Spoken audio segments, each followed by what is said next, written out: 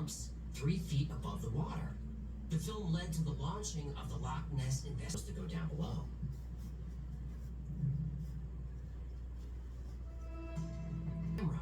It had a powerful flash unit at the bottom of the lake, 120 feet deep.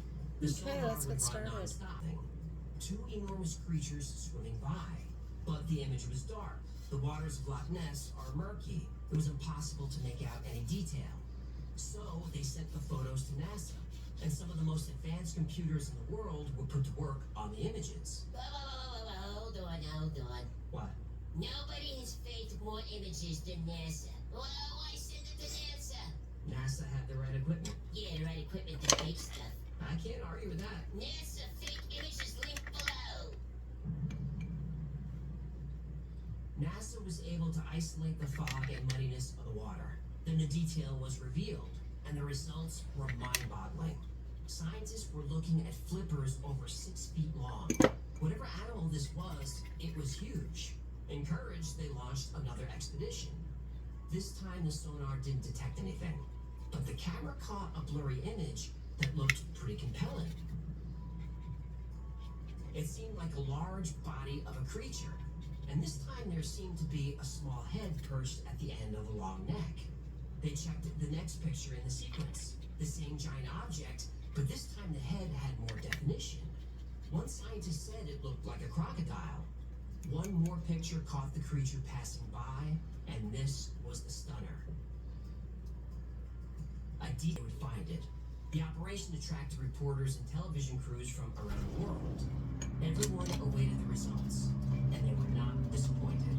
One of the boats reported 3 strong contacts between 250 and 590 feet. Something was down there. The reading suggested a creature larger than a shark, but smaller than a whale, and the object was tracked for over 2 minutes. The next 2 days of the operation brought no more readings. Whatever was down there had retreated into the caves. The sonar just wasn't strong enough to reach the caves. Oh, what a waste of a good flotilla. Flotilla. Yeah, agree to disagree. So, what was this creature? Based on the descriptions, it matched nothing else on Earth. At least nothing that lives here now. But there was a time when animals like this were thriving. They were everywhere. They were in Loch Ness. The time was called the Jurassic.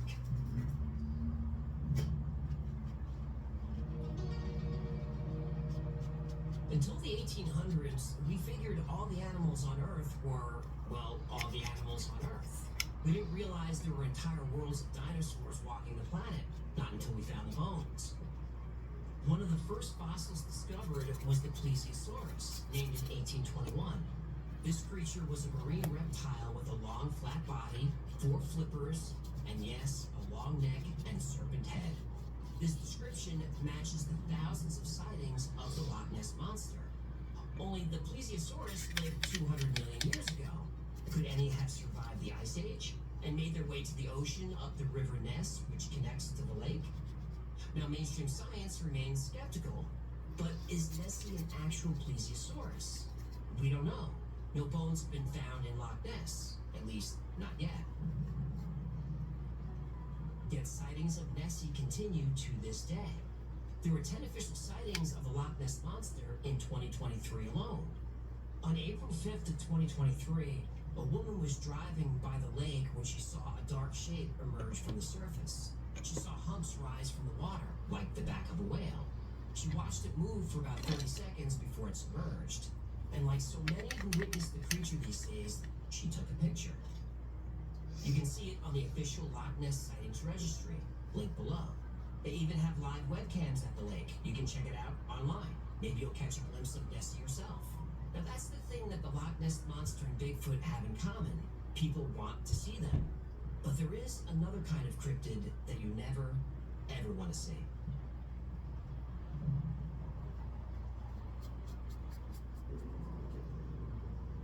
On the morning of March 11th, 1995, a group of farmers arrived at work in central Puerto Rico, and they found a massacre. All the sheep on the farm were dead. There were 8 bodies, clearly attacked by something in the night. But it wasn't obvious what killed them. There were no signs of a struggle, no wounds or bites you'd expect from a typical And there's something off about their skin. It seemed translucent and strangely loose and wrinkled. One of the farmers, their arms, its eyes were dark and they looked damp, and they ran up to its temples and up the side like alien eyes. She said its feet were webbed and it had no nose, just two breathing holes. And spikes of feathers ran from the top of its back down its spine. A neighborhood boy was watching the whole thing, and he chased after it. And when he caught up to it in the woods, the chupacabra opened its mouth and threatened him with long fangs. The boy froze, and the chupacabra escaped. Chico suerte. Right. There were many, many other witnesses. But since Tolentino had the longest sighting, she worked with UFO researcher Jorge Morton to develop a sketch of the creature. It was published in the San Juan newspaper. The image quickly spread around the world. To this day, it's the iconic image of the Puerto Rican chupacabra. On many occasions, these are puncture wounds. In most occasions, we have found that they seem to go right to the brain of the animals and kill the animals. In other occasions, they go right straight into the animals in different areas, as if looking for certain organs. By the end of 1995, the chupacabra caused more than 1,000 animal deaths, all resulting from blood loss.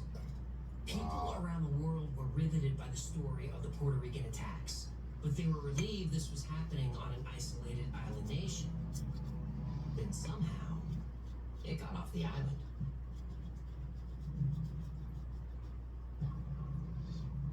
In March 1996, police in Miami, Florida responded to reports of a violent incident.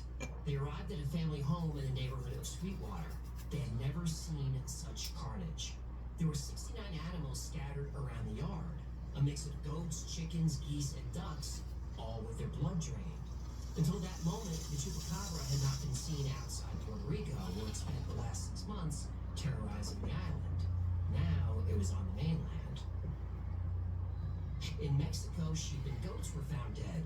The Associated Press reported dead animals all had 2 tooth marks about 1/3 of an inch across their necks and appeared to be drained of blood. Panic was spreading. Search parties went out every night, but they never found it. They just kept finding dead animals every day. And the chupacabra seemed to be moving south. In Brazil, pigs were found dead in Sao Paulo. Again, the newspapers reported carcasses drained of blood. Not far from the pig massacre, a housekeeper on a ranch heard loud noises outside the main house. She went outside. The sounds were coming from the corral. As she approached the corral, she could hear the sheep bleeding. But there was another sound, a loud rumble of a growl she'd never heard before. When she unlocked the gate and entered the pen, the 12 sheep were dead. Whatever killed them was gone. In Chile, a farmer heard dogs howling on his ranch at night. The next day, he found 35 sheep dead, again drained of blood with white marks on their necks. Footprints were found at the scene, but the government said the were from dogs. But of course, dogs aren't known for sucking blood. But Chilean UFO researchers had a different explanation. They'd been keeping watch on the Chilean military, because the military was spending a suspicious amount of time in the Atacama Desert in northern Chile. There were rumors of a secret facility out there, and the military was out there searching for something. During one search, they uncovered 3 eggs with odd coloring. They did not look like bird eggs. According to the UFO researchers, the military was forced to turn the eggs over to NASA, because these eggs were from a chupacabra. NASA.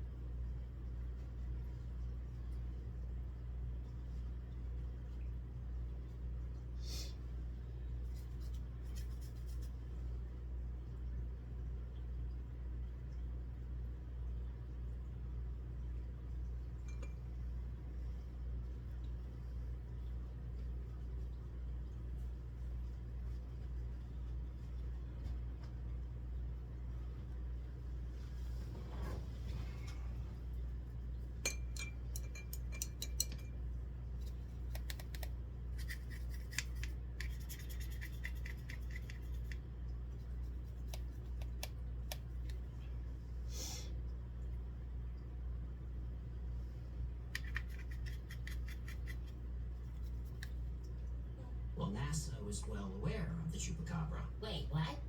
because they created it. No, it all makes sense. The secret facility in Atacama was a top secret lab where NASA was trying to genetically modify animals that could survive on Mars. Was the chupacabra an experiment gone wrong?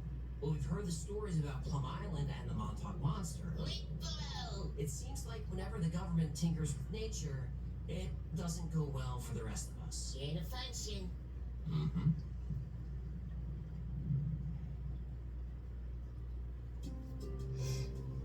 Scientists have identified over 700 species of dinosaurs, and the number grows every year. Now, how do they know all these animals existed? Through fossil findings, bones, hard evidence. That's what we need to prove if any of these cryptids are real. So, what do we have? Let's start with Bigfoot. Real. Well, there's no hard evidence of a Bigfoot. When scientists have tested hairs people claim to have come from a Bigfoot, they turned out to be from a deer or other familiar animals every time. There's nothing beyond witnesses' accounts and plaster feet and blurry images to prove that Bigfoot exists. The movie, the Bigfoot movie. The Patterson-Gimlin film. This whole story is a mess. First, for people who say it's a bad fake, with all due respect, they're wrong. If it's a fake, it's a great one. The film is still being debated. Patterson went to his deathbed saying it was real. Gimlin also said it was real, but admitted he might have been hoaxed by Patterson. Also, we don't have the original film. We have no idea when it was developed, only Patterson's word. But we do know when and where Patterson rented the camera. Now, when people who knew Patterson were interviewed, they didn't have nice things to say about him. He borrowed money and didn't pay it back. He lied, he didn't pay his bills, he was lazy, that kind of thing. So the people who knew him didn't trust him. Not a good start to the story. Now, Patterson tells the story about shooting the film, riding 3 miles back to camp to get the plaster, then back to the creek. Then they set the plaster, wait for it to dry, then back up to camp. They loaded their horses in the trailer, then drove 25 miles through dirt roads to get to Yakima around 4 in the afternoon, or 6, depending on when you asked. Either way, the timeline is impossible. Remember, they had to go find their horses, and then go 3 miles back to camp, and then 3 miles back to the creek, and wait for the plaster, then back to camp. Then it doesn't work. Now, when confronted with the timeline issue, Patterson and Gimlin changed their stories a few times. Oh, it's an exciting day. They got some times wrong. Who cares? The Bigfoot movie's real. But just 10 days after the sighting, Patterson, with an investor, formed Bigfoot Enterprises and started raking in dough. Lots of it. For years, everyone involved sued everybody else over the rights to the film. Like I said, it was a mess. In 2004, writer Greg Long unraveled everything. Oh, no. Now, remember, in 1966, Patterson wrote a book about Bigfoot. Well, he had been making trips to Hollywood to try and get a movie or documentary made about his book, and the studios didn't want it. But American National Enterprises, or A&E, liked the idea. They were a wildlife film company. They gave Patterson the money to rent the gear and gave him a crash course on movie pre-production. A&E also bought a gorilla suit from Philip Morris, a Hollywood costume designer. Morris altered the suit to fit Patterson's friend, Bob Rodimus. The arms were lengthened, which is why the Bigfoot's hands kind of flop when they swing. He wore a football helmet to make his head look bigger, and he stuffed footballs in the shoulders and the chest to add more size. Now, people call this Bigfoot patty because they believe those are breasts.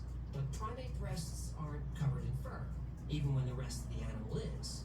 Those aren't boobs, they're footballs. Oh, no. Now, they needed to make these enhancements because Bob wasn't a huge guy, just over 6 feet tall. Patterson said this creature was 7 feet tall, but LiDAR scans of the area proved that she, or he, was actually about 6'2" or 6'3" at the most.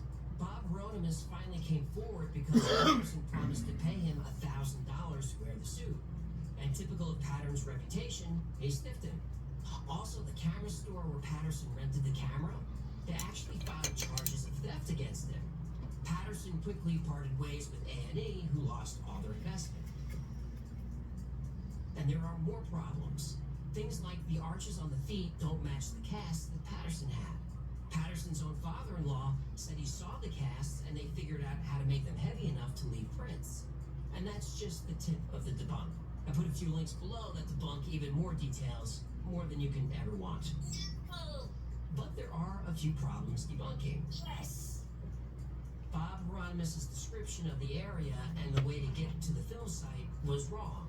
He swore he could find the location, but he couldn't. None of the landmarks were in the right place. The location he said was off by 23 miles. So what? All those woods look the same. They do, but he was asked if he wore the suit during a lie detector test, and he passed. Were you the Bigfoot shown in the 1967 Patterson film? Yes. Lie detector proves nothing. But Patterson also passed a lie detector test. Lie detector proves the truth. I want the truth. Bye. But he's real. The original footage was a shaky mess, but modern technology allows us to stabilize